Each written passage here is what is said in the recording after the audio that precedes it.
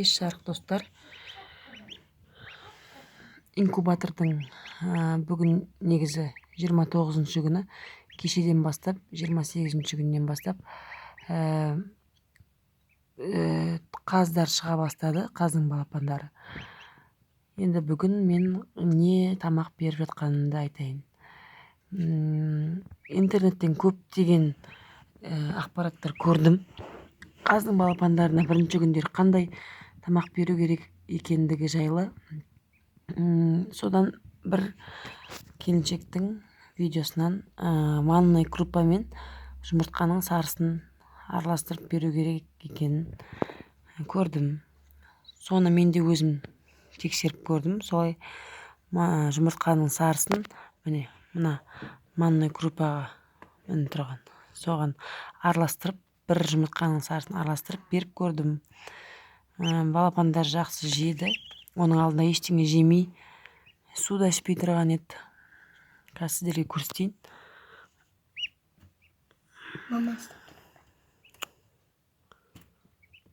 Қазір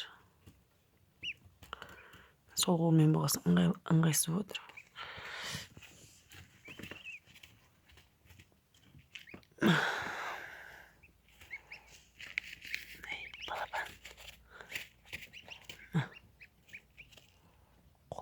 Қолым сыймай тұр. Міне, осылай жеді біраз. Енді қазір тойып та қалған шығар.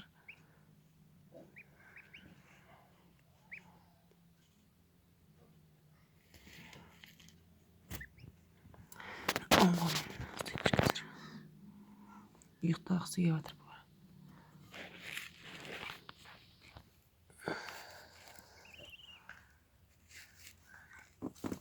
Мамочка тұрғасын ыңғайсыз. Жеңістер. Былай түсіріп тұр. Осылай ұстап тұр. Қимылдамай тұр. Осылай ұста.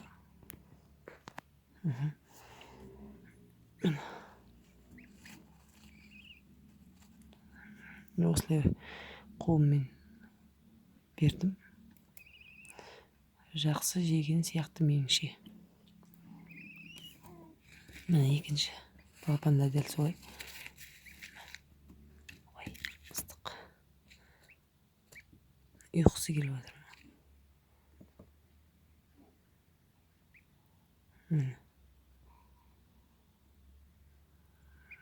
Көріп тұрғандарыңыздай, белок негізі балапандарға күш береді. Жұмыртқаның ішінде де бұлар белокпен тамақтанады. Негізі даму процесі кезінде. Міне суды да ішіп жатыр. Қайнаған су. Жемді жеп жатыр. Әлі бұлар өз еркілерімен ішіп үйренбеген. Бірақ берсең ішіп жеп жатыр.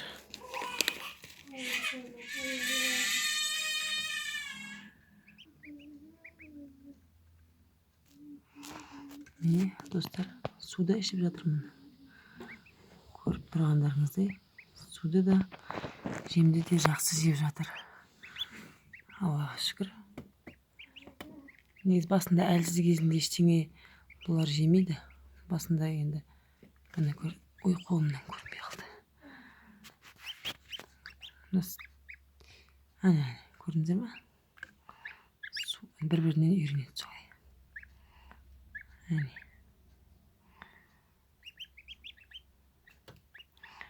Жоғарыда инкубаторда бізде балапандар тесіп, шекілдеп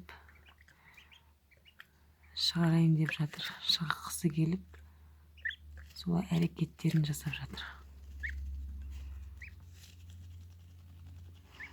Ондай кәдімгі тауықтың балапандарына берген жемді бұлар жемеді.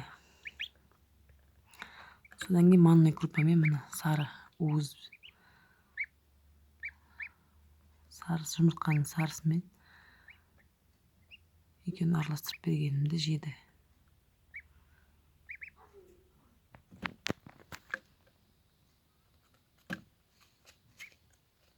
Су ішіп жатыр. Негізі қаздың балапандары 30-32 күнде 28-ден бастап 30-шы күнге шейін шыға бастайды екен. Ең көбі 32 күн екен. Ең көп шыққаны. Ең ұзақ шыққаны деген ғой. Енді көреміз бұйырған. Әзірше осы екеуі. Жақсы ішіп жатыр суды. Су кәдімгі қайнаған су. Қайнаған суытылған су.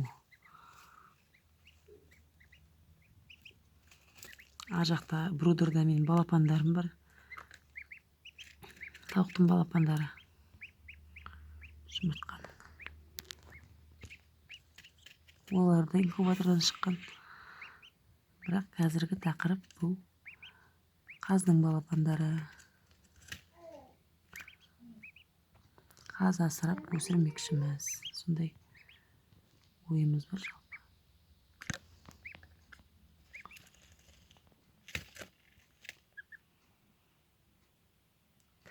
Жалпы қаздың инкубационный период дейді ғой. Инкубация кезеңі ол 30 күн. Бастапқы 3 күнінде 38-де 1, 38-2 деген градуста, 3-ші күннен бастап 37-де 8 градусқа қоямыз инкубаторды. Ылғалдылық маңызды бұл. Қаздың инкубациясында ылғалдылық жоғары болу керек. Бұлар кез келген балапан ылғалдылық арқылы кислород алады өздеріне, демалады.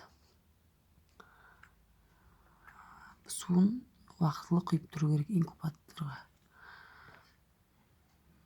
Сосын 12-ші күннен бастап желдете бастау керек. Балапандарға ауа жақсы бару үшін.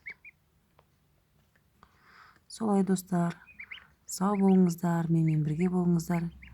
Әлде талай видеолармен бөлісетін боламын.